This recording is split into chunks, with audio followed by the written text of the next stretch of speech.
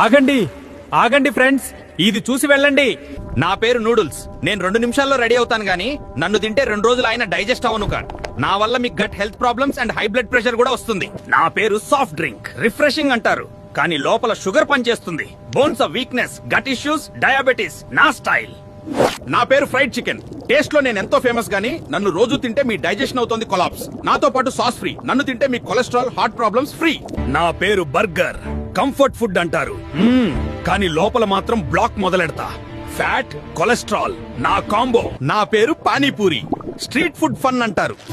తింటే కిక్ వస్తుందంటారు కానీ లోపలికి వెళ్ళాక గట్ గందరగోళం మొదలెడతా.